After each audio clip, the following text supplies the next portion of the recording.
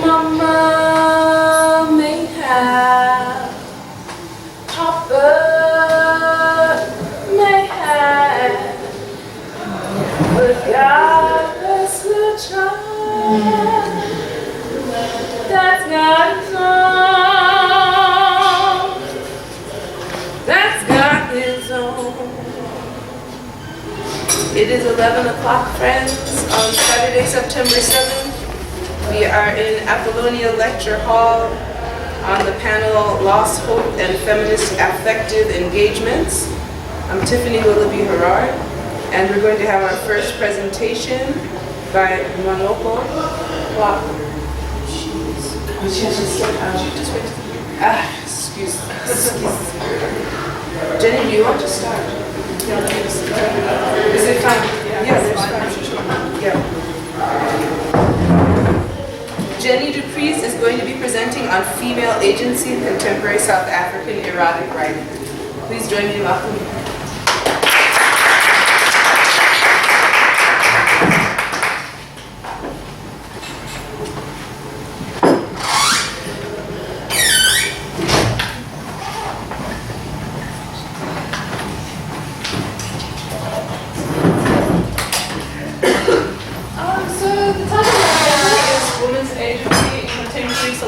Erotic writing.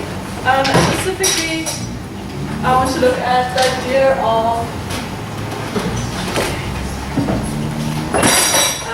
of women's sexual agency, and asserting that women have sexual agency and exploring that has obviously been an important part of a lot of feminist discourse because of how women's agency and sexuality has been erased or repressed or controlled by patriarchy in various contexts. However, in this paper, I kind of want to consider whether the concept is inherently empowering or whether it depends on how it is constructed. Rosalind Gill, in a 2008 article, looks at global media and specifically advertising. And she argues that there's been a shift in how women have been represented in that advertising, moving from passive sexual objects to still sexualized, but women who are more independent, active, and sexually powerful. But she argues that here sexual agency is not framed necessarily as liberating, but more as compulsory sexual agency, where sexual agency almost becomes a duty imposed on women by the way in which their post-feminist neoliberal subjectivities are constructed. And in this kind of construction, the constraints of the subjectivity of women's agency then become mystified because it's structured within the discourse of supposed choice, empowerment, and agency. So in this paper, I just want to very briefly, because we obviously don't have much time, consider a few different constructions of sexual agency through 3 selected examples of erotica published in South Africa. You can see the field of erotica is quite small in South Africa, and it has its own limitations. Importantly for this paper, the idea of feminist empowerment runs through most of the literature, either in the text itself, in the ways it's constructed, or the content, or in the paratext, as in how the authors talk about what they've written or how it's advertised. And I want to start with looking at Helena S. Page's Choose Your Own Erotica trilogy. These novels use the Choose Your Own Destiny format to write erotica. For those of you who've never come across before, Choose Your Own Destiny novels are normally done for sort of school children, and they're adventures in which, instead of just following a linear narrative, at various points in the text you're given choices. And they'll send you to different pages, and based on the choices you make, you'll end up with a different ending or different experience, a different story.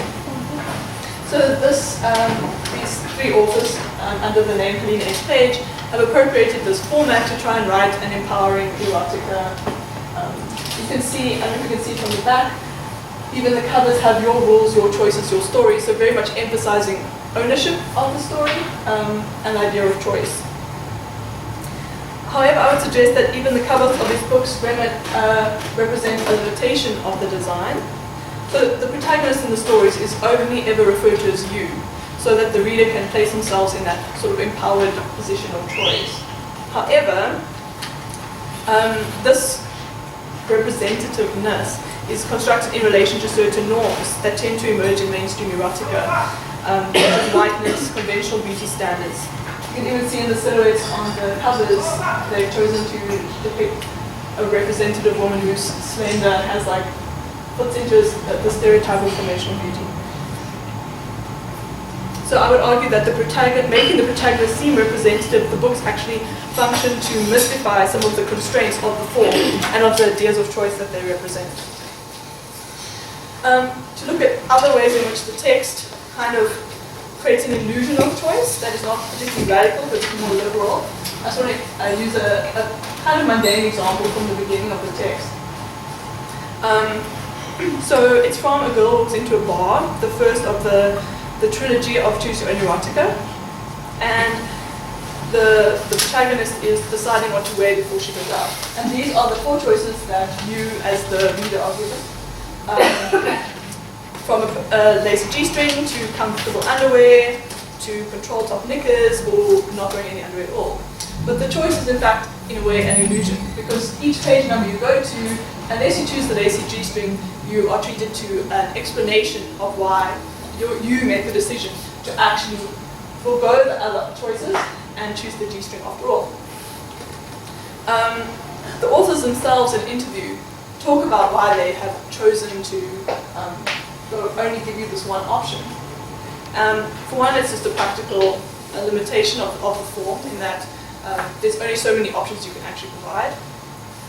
And but they talk about how choosing, say, comfortable underwear or giving that as a choice, it leads to, in an erotic situation, it leads to a comic effect rather than an erotic one. But they don't interrogate why that is and why only a particular version of female sexiness is considered erotic. And there's other ways in which throughout the text choices are limited based on, for example, heteronormative discourses, where you also can't choose any sex that is too kinky and things like that. And the novels also rely on erotic cliches, such as, and erotic fantasy tropes, such as rich, well-endowed men, rock-hard abs, explosive orgasms, etc. And so I would argue that these novels inadvertently reveal the limitations of women's choices within mainstream discourse. And the construction of agency in the novels relies very much on choice, but a choice that is, in a way, neoliberal rather than radical. There are, however, authors in the South African erotic field who use erotica tropes to write more politicized erotic fiction. An example from Adults Only is by Tiffany called Coming into Self-Awareness. And she ties ideas about sexual agency to political themes. The story is that of Kanya, a South African woman who is working at a humanitarian aid agency in the UK. And she's having a very active sexual life with a male lover. However, the context of her work makes her feel she's not being effective and her sex life is not bringing her to orgasm. So she returns to South Africa to try and find grassroots approaches to solving Africa's problems, and starts a sexual relation with a woman named V. She finally orgasms at the climax, the literal climax of the book, when V instructs her on how to masturbate. And the basic thesis of the story is that sexual agency or agency in other realms is lacking in some way if it is not undergirded by self-knowledge. So you see from the quote, this is V's, Kanya's lover's kind of thesis statement on the matter.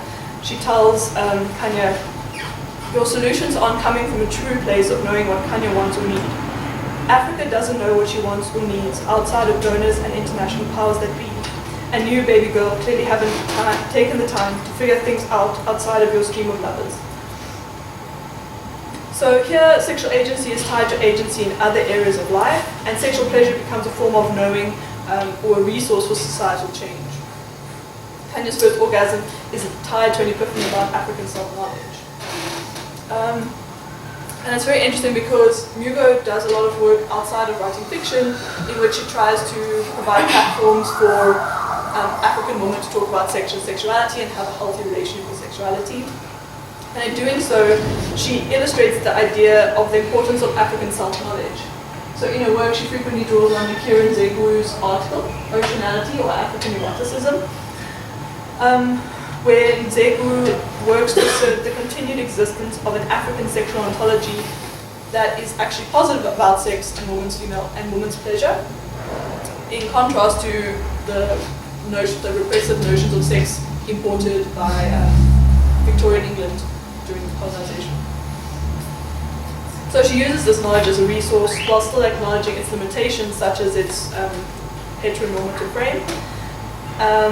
And she does this to promote positive, consensual, and pleasurable sexual experiences for women. So she's interested in creating spaces for women to develop and explore sexual agency. So Pages and Mugo's stories, I would argue, work to claim and conceptualize sexual agency and pleasure for women, but they do so in different ways. One in a particularly apolitical way, I would argue, and another in a way that emphasizes the idea of the politics of place especially. It celebrates bisexuality and foregrounds black women through using specificity rather than erasing them through supposed representativeness. At the same time, it still uses many tropes of erotic fantasy, and I would argue that then it still has some limitations in how we imagine agency and pleasure for women. So I want to start thinking then about how writing erotica differently might offer an expanded range of how we think about women's sexual agency, about the erotic and pleasure. And Audre Lorde's work, it's very famous. It was originally a speech and now an essay. It's called Uses of the Erotic as Power. Lorde conceptualizes the erotic as a resource for women, but also as something more than just sexual agency, pleasure, and choice. She formulates it as something infused into women's everyday lives and creative pursuits.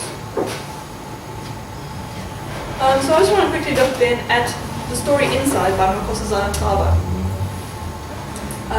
It's a story that is written to deliberately avoid mainstream erotic tropes, going so far as to not include any sex scenes while still being explicitly an erotic narrative. And it's the story of Bakiwe as she nurses a growing erotic attraction to Zodwa, who is a teacher at her younger brother's school. And as you see in the quote, Tlhako has been very deliberate in trying to write in a different way about the erotic. She says, I wanted to explore other and nuanced layers and ways of writing the erotic within a same-sex couple. A reader once told me of how irritated they were when they first read Inside, because nothing happens in the story. Upon the third rereading that they got it, and suddenly so much was happening. So I would argue that the reader's account here suggests that Tlhako has been successful in exploring other ways of writing the erotic. For example, the erotic interactions are not focused around the sex act as they are in most erotica, but rather contain multiple mundane pleasures, including conversation, shared experiences with jazz, sexual arousal, and the encouragement and inspiration for Bakiwe to explore her inner self more deeply. So in the text then, 2 minutes. Okay, I'm really nearly done. Okay, so I'll just skip that part and go to the last little bit. So basically what I want to argue is that in Tlhako's work, instead of that what is happening in the text is less a formulation of sexual agency per se than erotic agency, which I would define as somewhat more holistic and broad than the term sexual agency.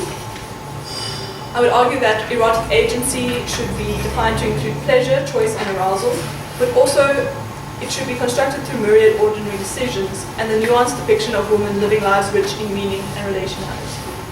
Thank you.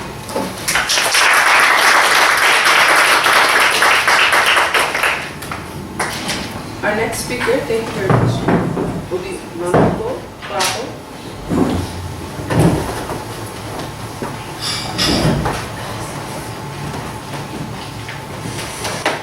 Good morning, everyone. Bafetile Bafetile, Baretlogetsʼe, Grief, mourning, and melancholia in Motsisi, Cynthia, Jele's The Ones with Purpose. Death is painful. It is inescapable, and at the same time, it is inconceivable. It is final in a way many things are not. Final for the physical body, at least. One cannot accurately predict how it will affect you, how it will change you, or how it will happen. It is an inevitable end for all living beings. There is a common belief that if the necessary rituals and observances are properly done, the spirit of the deceased will rest in peace and the bereaved family members will not be negatively affected by the death. These necessary rituals and observances, however, seem to be the responsibility that falls upon only a few people in the bereaved families. I remember how much things changed when my grandmother passed away in 2009. We only had about a week to plan the actual funeral, so everything had to be squeezed into that 1 week. The whole week was filled with my mother running errands, picking out coffins, organizing funeral refreshments with society members, contacting other family members, making sure family members that were arriving early had a place to sleep, making sure there was enough groceries to accommodate all the family members, and everything else in between.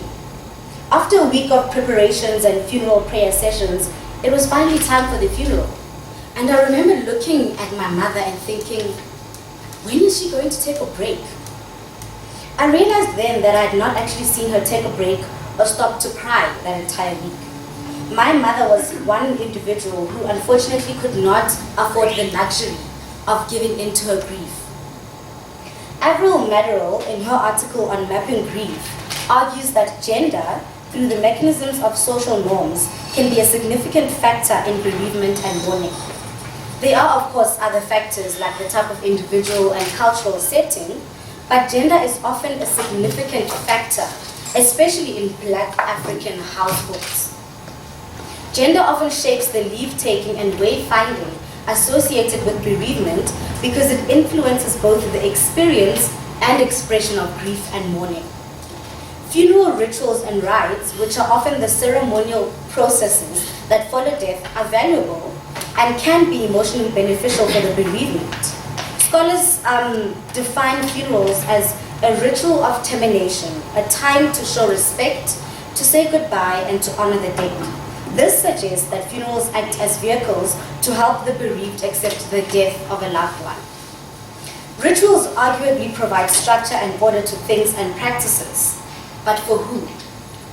Whose strong emotions do the funeral rituals hold? Whose anxiety is eased by these funeral rituals? How are the individuals not catered for by these funeral rituals expected to heal when they have not had the chance to grieve and mourn? What happens to the women who cannot afford to not be interested in the preparations of the funeral and the livelihood of their families? What happens to the women who do not grieve? The author of the primary text I will be looking at, Cynthia Jele, is a South African novelist who was raised in Mpumalanga and graduated from North Central College with a BA in International Business in the year 2003.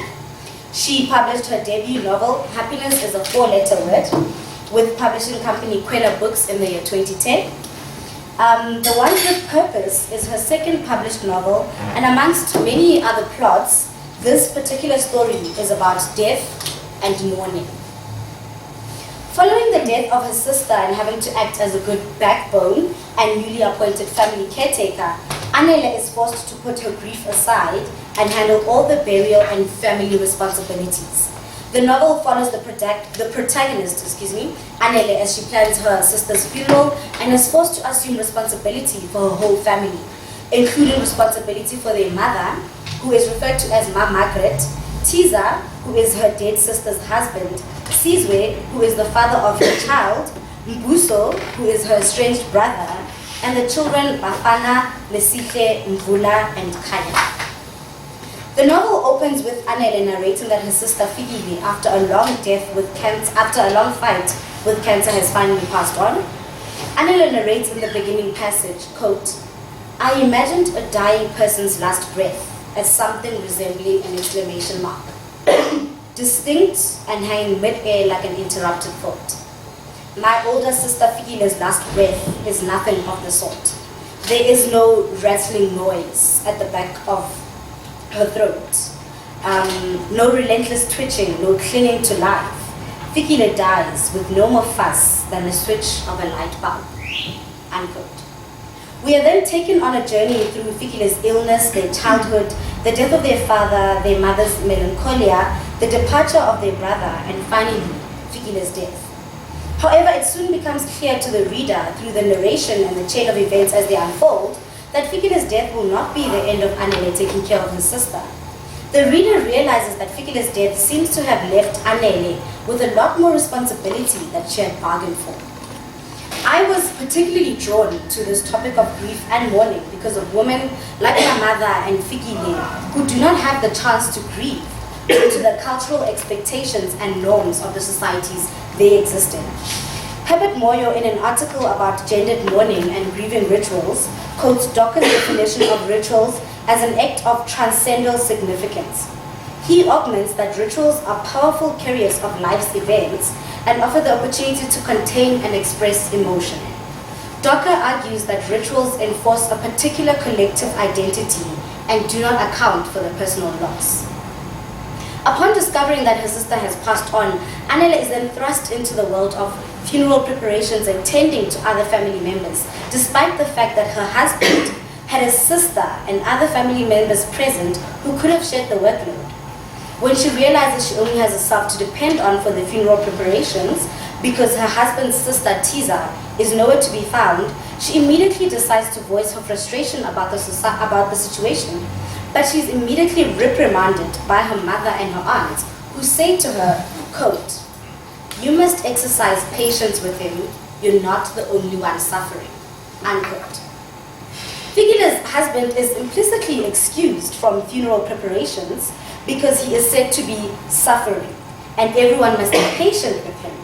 This same concern of exercising patience with people who are suffering because of Fikile's death is one that assumedly does not apply to Anele, despite the fact that Fikile was his sister and her closest friend.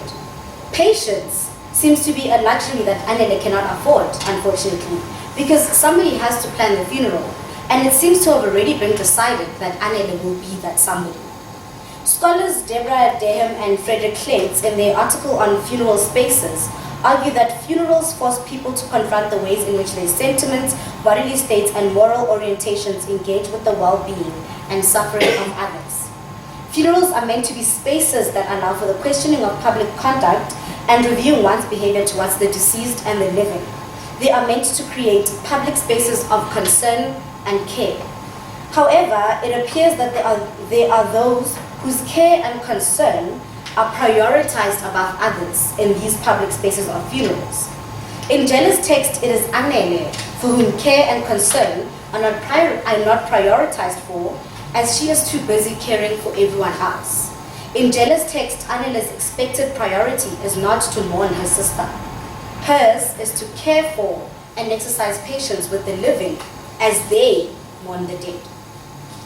Upon arriving at Fikile's house with her brother Mbuso, Anele says to Mbuso, "Please give me a moment. I want to say my goodbyes. Fikile and I spent many hours in this room, lying on this bed."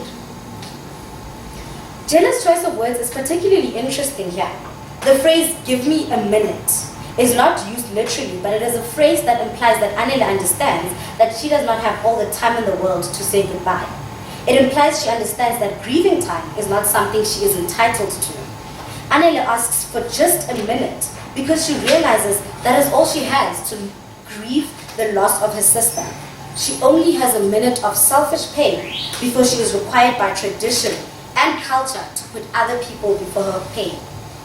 In an attempt to aid and comfort her, Anele's aunt, Auntie Betty, warns her against taking on even more responsibilities that is already expected of her. She says, "I know you and your charitable heart. You have enough on your plate as it is. There are 4 kids who will be looking up to you and demanding your attention. Don't try to be both yourself and Fikile. It is not your job to fill her shoes." Even while Auntie Betty tries to comfort Anele by telling her that she is not her sister's keeper, and it is not her job to fill in the shoes of her dead sister, it is also clear in the same speech that Auntie Betty has already concluded that it will be Anele who assumes responsibility for the 3 children that Fikile leaves behind. This is despite the fact that the children's father is still alive, and Fikile also has a brother who is just as equally capable of taking care of the children. Avril Madrill's argument that gender through the mechanisms of social norms can be a significant factor in bereavement and mourning can be seen in the conversation between Anele and Auntie Betty. Anele frustratingly asks, why should we be held back by family? I didn't ask to be born. Why must I inherit something I did not choose to be part of from the beginning? Unfortunately, even those feelings Anele is forced to abandon as she realizes that her aunt, like Fikile and herself, knows and understands firsthand the responsibility of family. Her aunt, just like her and Fikile, are women, and it soon becomes clear to Anele that taking responsibility for one's family as a woman is a cultural expectation. Death is a reality that cannot be avoided by any human being. It is the most common of realities. Herbert Moyer calls it the most profound of beings. In putting an end to the human life, death often leaves its impression on the human personality. It confronts and changes the very fiber of our beings. One such person who was profoundly confronted and changed by death in Jele's text is Anele's mother, Ma Margaret, after the death of her husband. Sigmund Freud, in his theories on mourning and melancholia, defines mourning as the reaction to the loss of a loved person or to the loss of some abstraction that has taken place. Freud argues that some of the characteristics of mourning are the same characteristics that can be observed in melancholia, except that melancholia is regarded as Augustine Nyoe would call it chronic negativity. Sigmund Freud defines melancholia as being characterized by a big sense of self-disregard, and this trait can easily be seen in Ma Margaret's behavior. She spends years drinking excessively, going in and out of rehab centers. She's unable to keep a job, and she witnesses her family falling apart in front of her. Ma Margaret says to Anele, when I lost your father, I thought my heart would stop. I thought you would bury me with him. I couldn't see how I could live without him. It happened suddenly. I was not prepared. True to her words, Anele's mother was not prepared for the death of her husband, and shortly after her death, she stops living herself. Ma Margaret's grief, saw her turning to alcohol for support and comfort, forcing her 14-year-old daughter to turn into a mother for her siblings. Ma Margaret's chronic negativity, as Augustine Nyoe defines melancholia to be like, is a result of not having been in control of her own grieving process. It is the result of having her agency taken away and grieving according to a culturally prescribed way of mourning. The funeral rituals that happened during their father's death did not ease her anxiety, and they did not account for the feelings of loss and dispossession that linger long after the funeral protocols have been observed. They do not account for the individual loss. Auntie Betty tells Anele that the reason why her mother took so long to overcome her addiction was because she's bottling all that hurt. Ma Margaret is bottling in the hurt of losing her husband, losing her job, feeling like she's failing her children, and now losing her eldest child. And I'll ask again, how are the individuals not catered for by these funeral rituals expected to heal when they have not had the chance to grieve and mourn? What happens to the women who must carry on loving and caring for their family members despite the tragedy? What happens to the women who do not grieve? Thank you.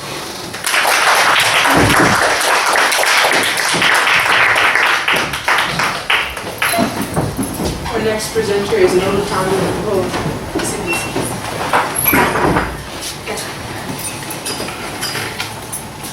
It's still morning, right? Okay. Good morning, everyone. Okay, so my paper is titled Complicating the Black Woman Narrative.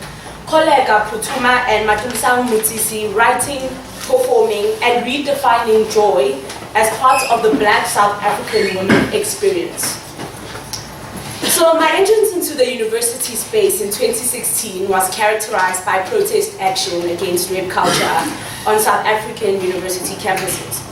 Gender-based violence and the racial divide which propagated the institutional exclusion of marginalized groups were also issues of concern. Throughout that year, the ideas of race and gender and how they influence an individual's experience of institutionalized spaces informed much of the discourse I encountered. This was how I discovered and became enthralled by the concept of blackness, which for me entails anything prefixed by black subjectivity, black struggle, black experiences, strong black women, angry black women, and black pain and trauma. It was only in 2017, during a conversation with Rhodes University's MA in Contemporary Performance students and theatre practitioner, Mmatumisang, or the girl who was twerking last night, that the idea of a lack of nuance in South African literature and theatre about black women joy became a topic of interest for me. So, what is joy? Joy, simply defined, is a state of happiness or felicity. And in my essay, I deal with the concept of joy as an intrinsic part of the emotional, embodied, and metaphysical experience of South African black women. I consider the concept of joy as an emotion which falls within the paradigm of happiness. That is, joy is the feeling of pleasure that results from exposure to good fortune and can be read synonymously with happiness. My essay investigates what this feeling of pleasure as a result of good fortune entails when it is experienced by a black woman's body, and how this experience is written about by contemporary black women theatre practitioners, namely Koleka, Putuma, and Motsisi. Due to time constraints, I will be focusing on just Koleka Putuma's play Mbuzeni for this presentation. In Aesthetics of South African Women's Embodied Activism, Staging Complicity, Yvette Hutchinson explores the ongoing conversation between feminist criticism and the racial tension which informed the contemporary black woman body in South Africa. According to Hutchinson, African women's concerns informed by colonial history extend beyond those of gender equality. Context therefore proves significance to the nuances of African feminisms. Hutchinson observes that South African theatre was perceived as a public or political space in which generally men spoke and protested against apartheid, which took precedence over other issues such as gender. Women were being represented in absentia through male memory and fantasy narratives. And as a result of being represented in absentia, what has been replicated is a series of women types and stereotypes in theatre and playwriting. Black women became the idealized projection of male desires. Although it is true that since democracy, South Africa has experienced an increase in women influence in both political and theatrical environments, it is also true that democratic South Africa is still grappling with the reality that, I quote, reform has been slow to reach the people on the ground. Despite the above-mentioned realities, contemporary black South African women, playwrights, artists, and academics are taking it upon themselves to challenge the dominant representations and expectations cast on the black woman body. In my essay, I propose that Motsisi and Putuma, through their portrayal of the black woman body as complex and proactive, contributes to a canon of alternative black history in which the gendered and racialized bodies of black South African women are not simplified to merely being sites of struggle and pain, but are also considered bodies with agency and complexity. The reconceptualization of the black woman body as agentic also creates an opportunity for it to defy the idea that it has no claim to joy and is therefore unable to experience joy. Sarah Ahmed, in The Promise of Happiness, proposes that, I quote, the history of happiness can be thought of as a history of association. She states that through a dissociation with certain environments, which are underpinned by white heteronormative and capitalist ideals, one may find happiness written out of one's narrative. That is, anyone who is not associated with or fails to meet standards set by white heteronormative and capitalist doctrine also fails at attaining the goal of happiness. Through a consideration of those who are banished from the concept of happiness, or who enter this history only as troublemakers, dissenters, and killers of joy, Ahmed cites the figure of the angry black woman as a popular trope used to describe, narrate, and consequently alienate black women from the above-mentioned concept. Alongside the angry black woman is the unhappy queer, the melancholic migrant, and the feminist killjoy. Sarah Ahmed therefore asserts that happiness is a concept that has been systematically excluded from the black woman narrative throughout history. Within the South African literary forms, there exist prominent tropes of the black woman, including the wretched black woman, the angry black woman, and in an attempt to present more dynamic and less stereotypical representations and articulations of black women in South Africa, I examined Koleka Putuma's Mourning.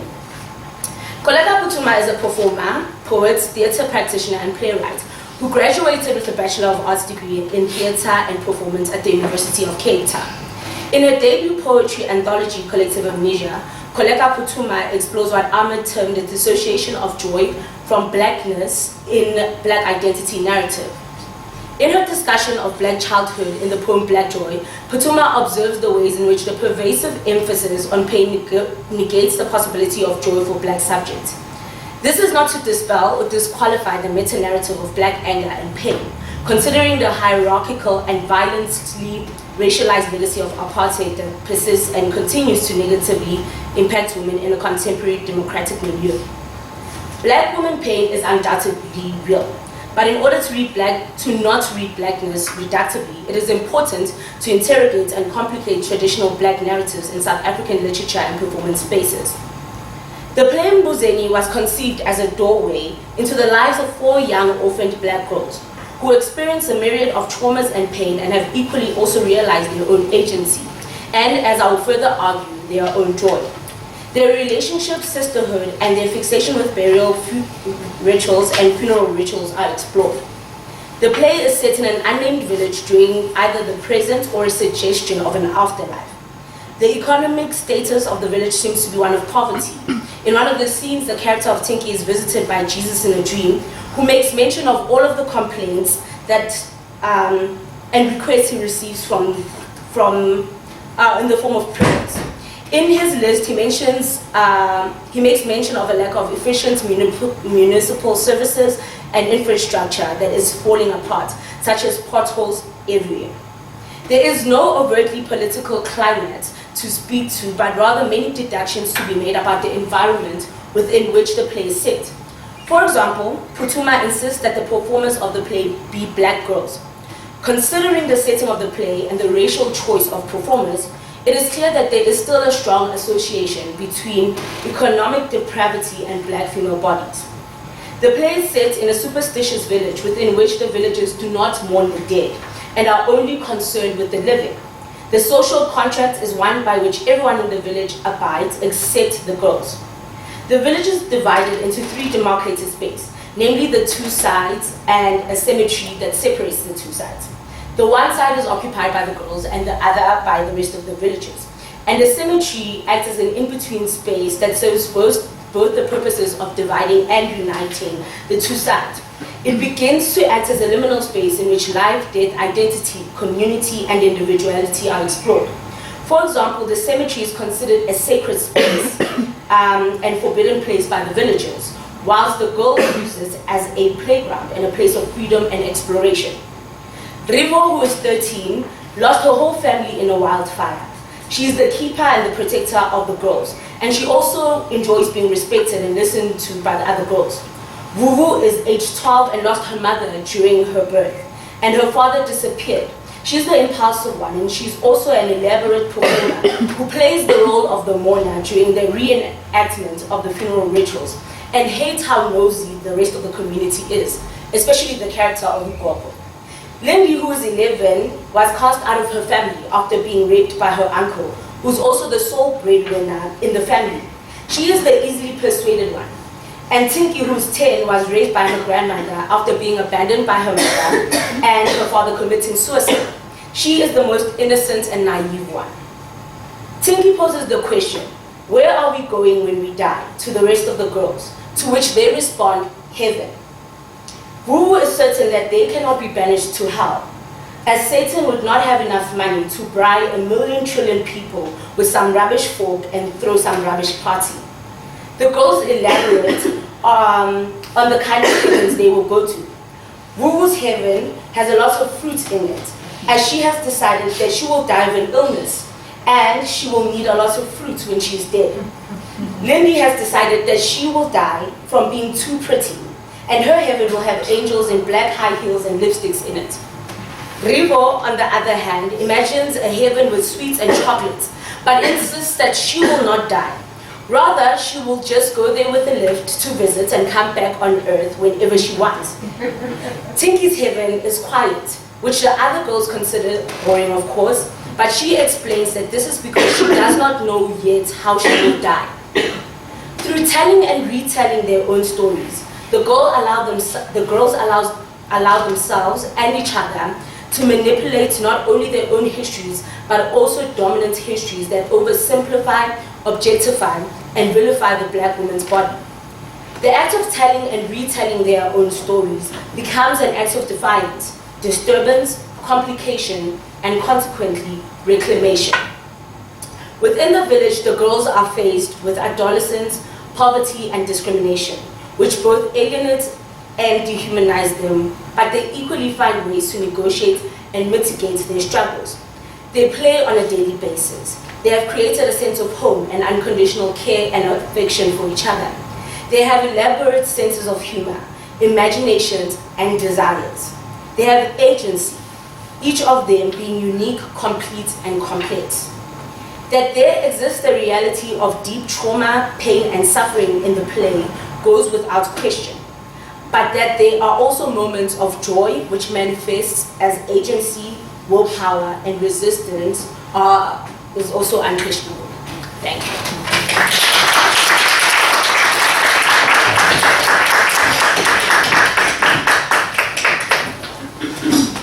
Thank you so much, Mel. Our next presenter is Mercy Mujakachi. Do we have this?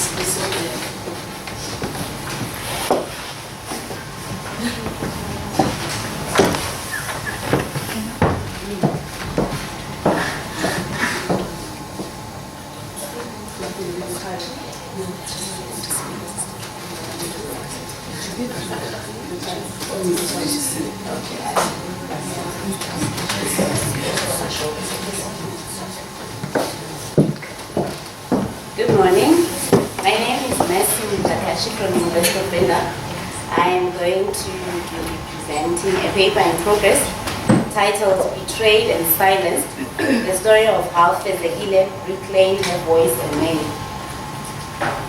Baretlogetsʼ biography, Kwezi, the remarkable story of Fezekile Nsugela, is the story of betrayal of a young South African woman, Fezekile, by those expected to protect her, and how she tried and solve the betrayal.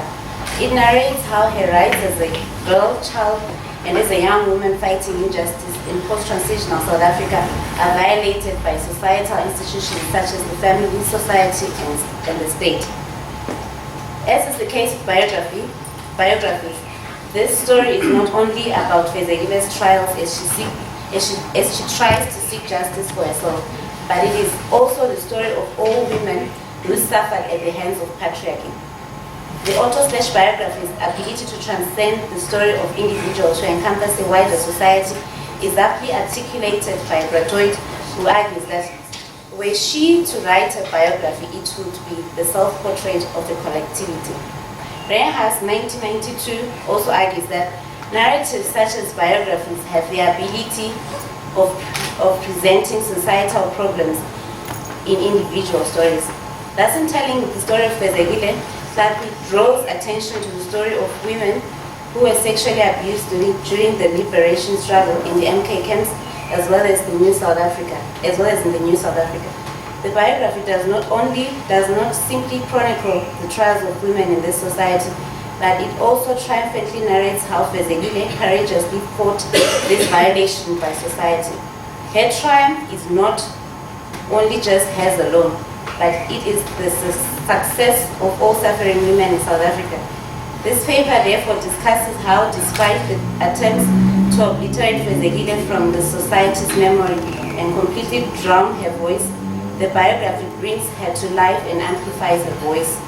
The biography is a celebration of her refusal to be erased from existence by society. In this biography, there are two important voices: the voice of the narrator, Baretlogetsʼ, and her subject, Fezekile. Through the narration, the biographer does not tell Fezekile's story, but she also articulates her own concerns about how justice and the law are executed in the country.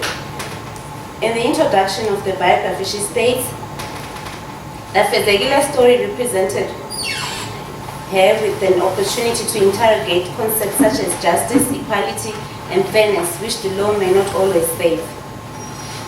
She also articulates her disgust about the kind of nation or society South Africa is.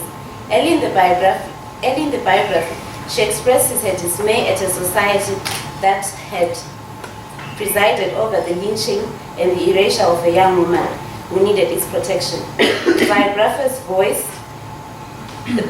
choice of events does not only tell us the subject story, but it also reveals what she considers to be important in relaying her message.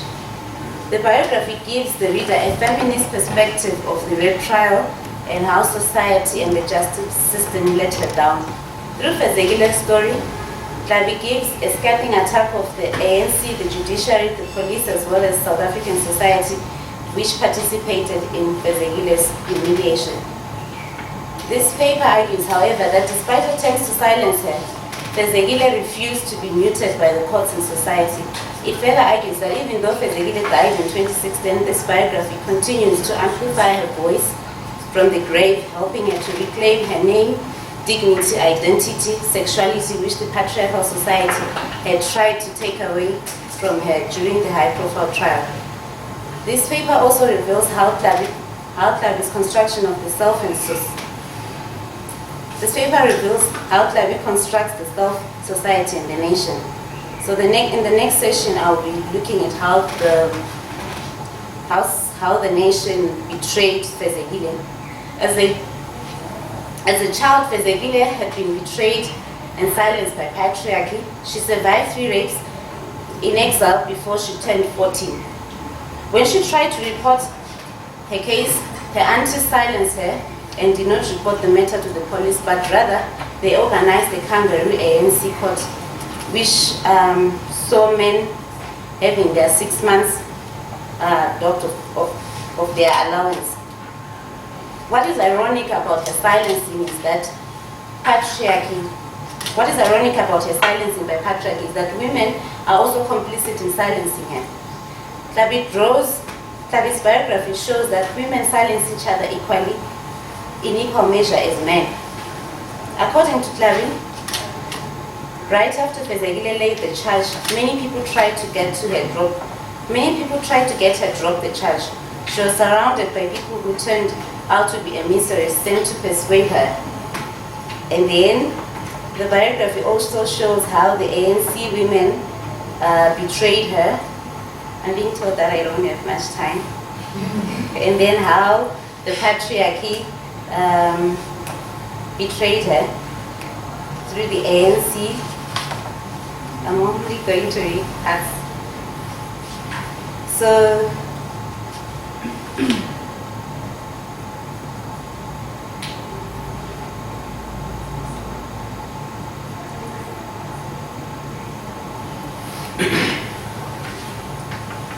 attempts to silence Fezekile shows a nation that is prepared to hound. Tlhako makes a fundamental opinion about the nation. She observes, when Fezekile left South Africa, I wondered how I could have been part of a society that had at worst allowed and at best observed her lynching. It was not enough that some of us spoke out, wrote columns, spoke on radio, protested and tried to keep her memory alive long after she and her mother had left to settle in foreign lands, all because male power could not allow them to stay. We were still a part of a society that had allowed the erasure of a young woman's presence. What the silencing did reveals a society that is not protective of its women. Tlhako has no kind words for them. It is a vicious society prepared to lynch a young woman who has been victimized through rape and further victimized by society. She is not getting any protection. The way the narrator gives the account of her silencing of Fezekile shows her attitudes towards South Africa. At this stage, Tlhako is ashamed to be South African. She cannot understand how a country could have allowed that to happen. Tlhako is saying South Africa is failed to Fezekile. Her erasure means she is completely obliterated, meaning that the biographer looks at what happened to Fezekile as murder. She equates it to killing. Her society killed a woman who needed their support and protection. Her erasure is even shown symbolically through the fact that she was nowhere to be found in the voters' roll for the local government elections. She had been completely taken out, yet she had registered to vote. This was an indication that her country would never welcome her back. The greatest betrayal is when she went to exile. And then I'm going to read a paragraph on how she reclaimed her name. In her biography, Fezekile says, "I wanted her to know that I was writing unapologetically as a feminist who believed her, this being precisely why I approached her." Through the narrative, Tlhako is trying to reclaim a voice silenced by a violent patriarchal society. She writes the biography as a feminist who understands that women have been suppressed for too long. The narrative is also a means to reclaim the power that Fezekile was at risk of losing. By shutting her mouth, they were literally erasing her existence. People exist because they can define themselves, stand up for themselves, create a voice that can be heard. If everything is cut out in them, then it means they stop existing. The narrator states from the beginning why the biography was written and that its launch was aimed at achieving. According to Tlhako, the biography aimed to introduce her by a real name she had adopted. She had adopted the name Kwezi during the trial for fear for her life and to hide her true identity, because she had dared to speak against one of the most powerful men in South Africa.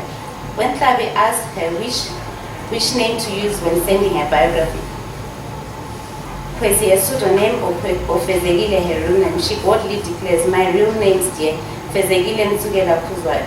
Fezekile's tone is both emphatic and shows a determination not to be obliterated anymore by the patriarchal society.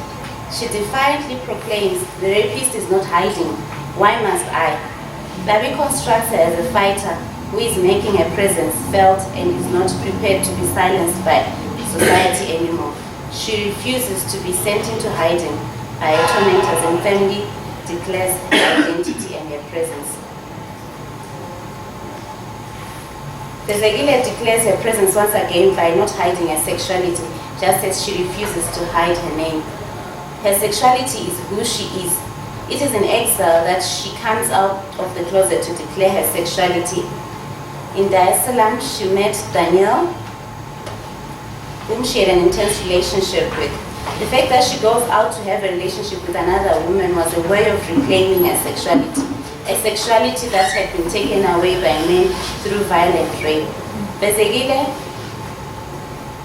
is a woman who has been stripped of her power to determine her sexuality.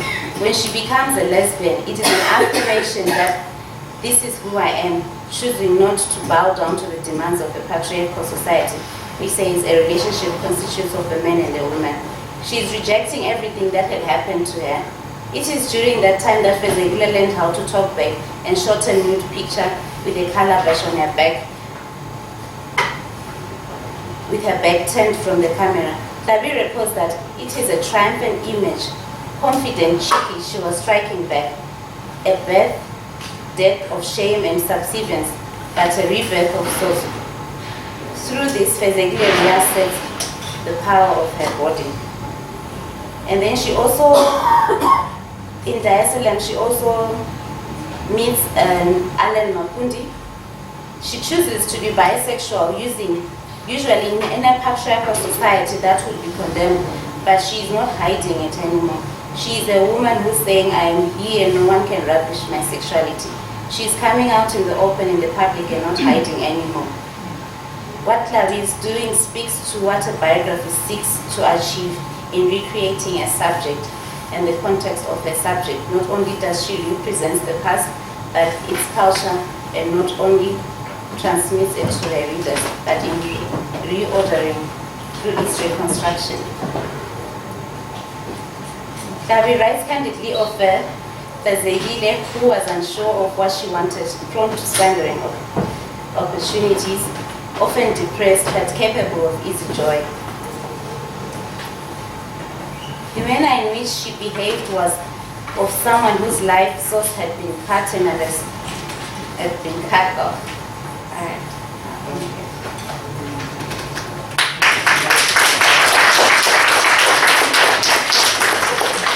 So my friends, we have an actual 5 minutes. An actual 5 minutes to maybe have a conversation.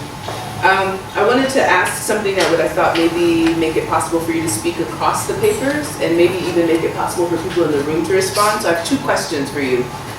What were you looking for, desiring, mourning, or fixing when you came to these texts? What were you looking for yourself? And the second is, what or who are you accountable when you interpret this text? And I know some of you are working with more than one. Any of you can start.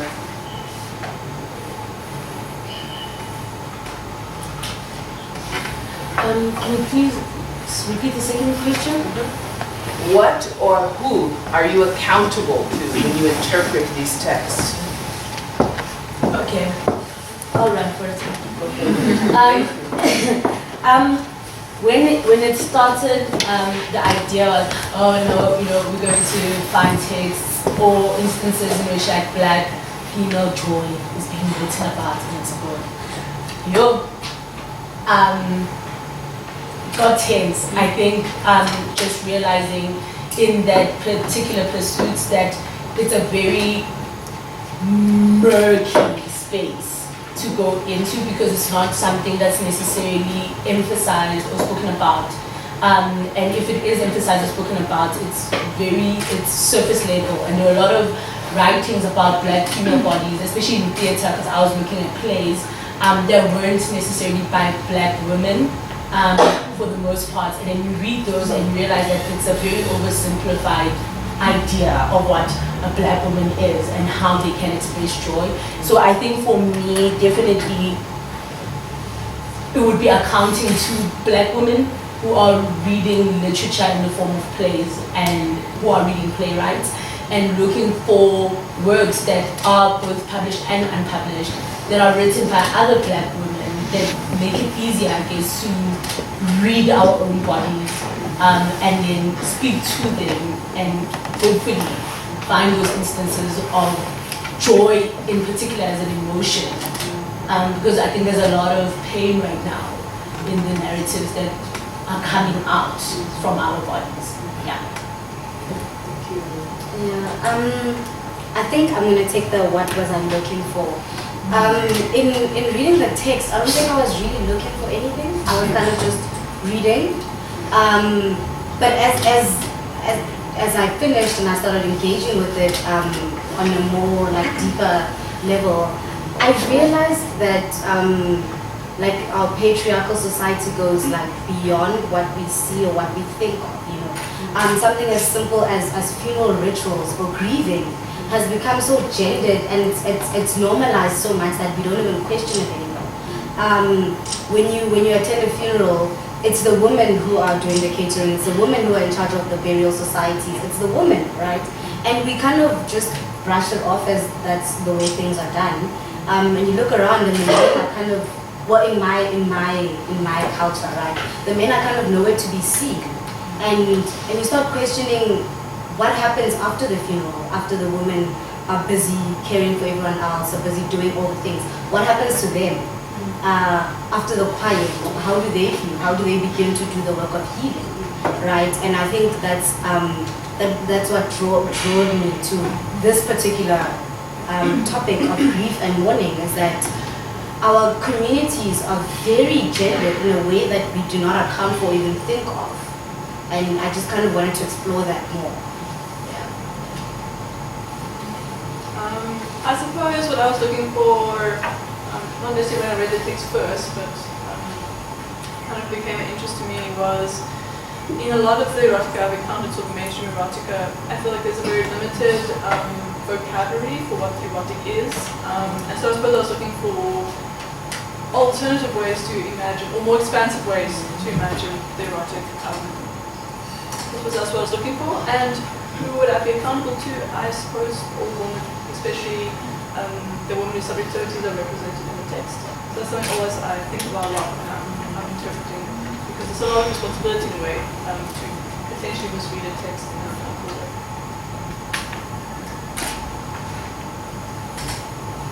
What I was looking for when I was analyzing this text is how does a nation come to betray a woman to the extent that she has to leave her country, even the government and society, and how they label women to the extent that they just don't want to be part of this country anymore. But then what's interesting is that she comes back to find and retains her name and her voice and her space in the society. Thoughts from the audience? I see two. Go ahead. It's just interesting to me that we are so busy as women trying to survive that we don't have the opportunity in general life to just sit down and say, you know, I feel sad, I feel frustrated, I feel angry. It's like you don't have that time to be able to grapple with your own emotions. And it plays out in mourning rituals as well. So it's like, well, if we just try to get by every day, and I mean, for majority of people in South Africa that live in poverty, you get up crap early, you come home crap late, you're constantly at the risk, you're thinking, is this guy going to rape me or kill me as I'm going home from the taxi tonight? It's like, you're so overwhelmed.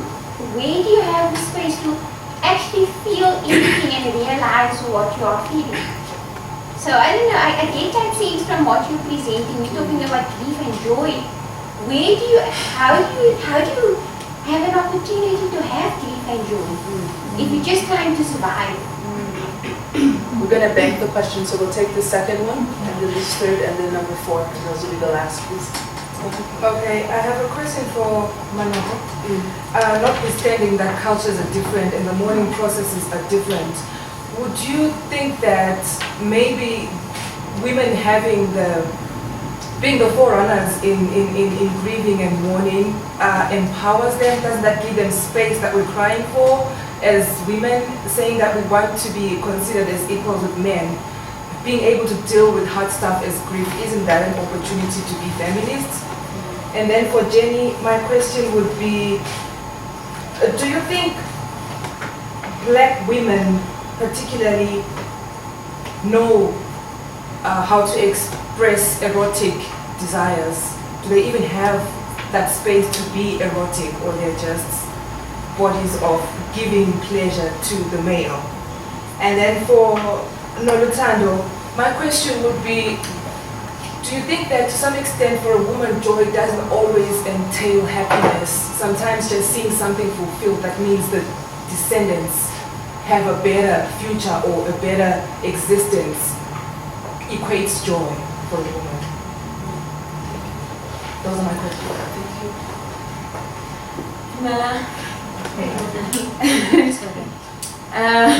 Okay.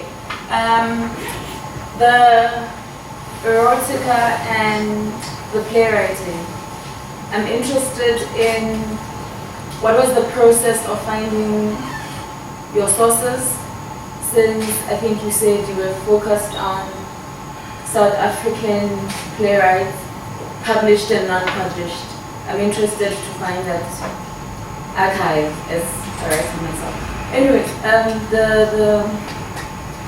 the erotica also, what I want to find out, because there's a tendency of erasing, I don't know how to frame or phrase, but virgins are sort of removed when people think about sex, erotic, because it will always have to be with another body, mostly male. So how does virgins, individuals, solos feature in the South African landscape as well as the process? And yeah, around that line. Brief. I want to be quick. There was something you said about men being not found, where I wanted to disagree a bit with that. To say, if we go back to the personal being political and the political being personal and the private problems and the public whatever, men are present during bereavement, but men are present with what is considered powerful and public. See the program running on Saturday whenever the funeral is. It's conducted by men, it's led by men, and male are prioritized during the funeral.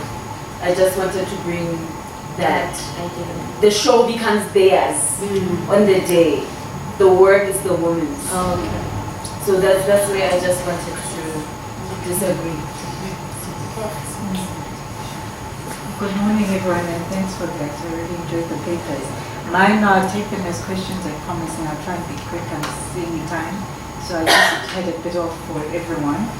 I wanted you to just talk a bit more. I think it's a fascinating idea of sexual agency, erotica, and then linking that to political agency.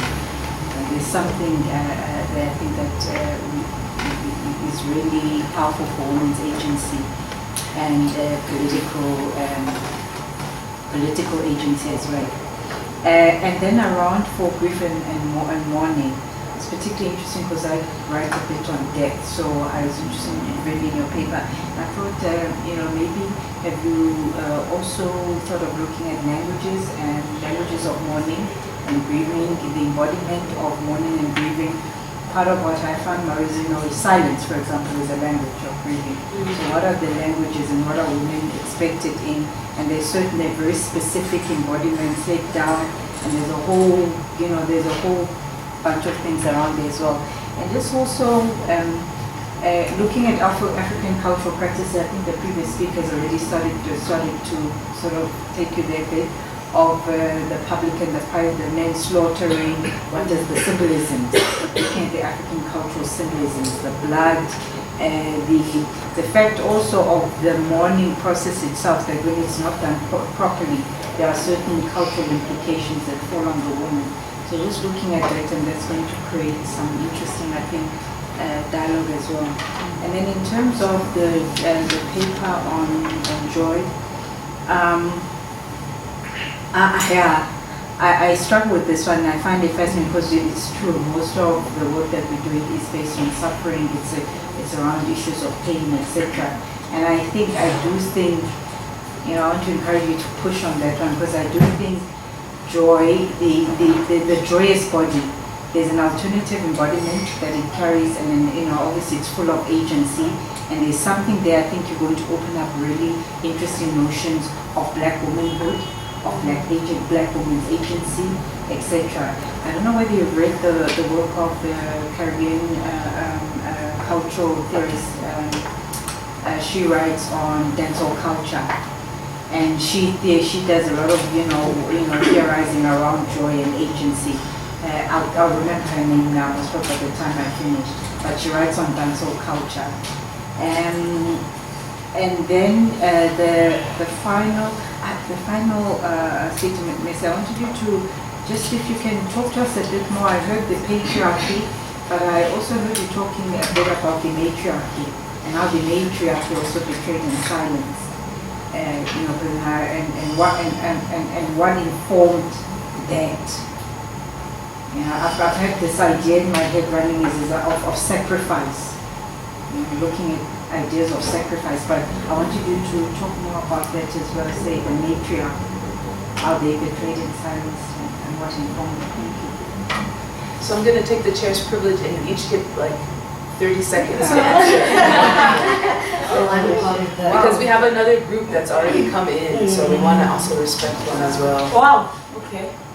But the gift is you can find these people before the rest of the day. Yeah. Okay. I think I'll answer one, which is I think joy doesn't always mean happiness, and I think it partly speaks to the question you also posed about spaces in how to express emotions and holding spaces for emotions, right? I think I will answer yes and no. Yes, joy doesn't always mean material happiness, because I think we framed it a lot, or rather it's framed out there a lot as very materialistic understanding of what it is to be happy, right? Where a person who's like, oh, I wanted to be happy, like decided they woke up and they caught a plane and they went to some mountain somewhere and then they meditated and then they came to joy, right? Where our grandmothers are sitting in villages, are sitting in townships, and they're realizing joy in their own bodies, right? So I think it's a matter of creating spaces, just as you said, to actually sit within emotions as a community, because it's not work that's as isolated as it's made out to be, especially in this age of like self-care and whatnot. So I think it's like in the reclamation and agency that we create spaces to hold those emotions. Yeah. Okay, I'll go next. To the question about do I think black women looking how to experience erotic experiences? Obviously can't speak for all black women, and I think eroticism can be a very personal experience. Obviously, structurally, I think, like with joy, black women have been sort of marginalized from those things, but there's certainly many black South African women co-creating spaces to discuss eroticism and write erotic fiction. That's very much coming up now. Then on the tendency to raise for divergence from the discussion, thanks so much for that question, because it's one of the things I'm interested in. The idea of erotic more than sexual agency is because then it could include the idea of choice.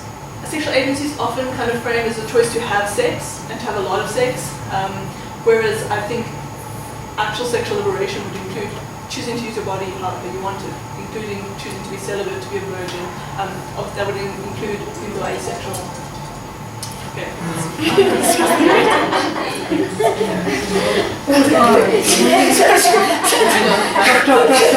Horrible. It's a brutal thing this time.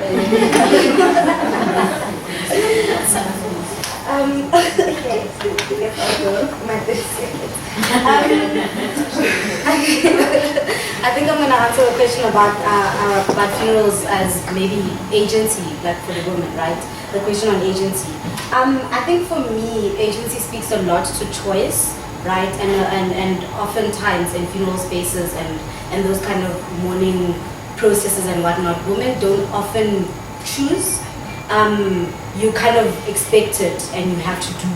And I think it comes very strongly in Anele, the protagonist I'm looking at, where her sister is married and has a whole husband.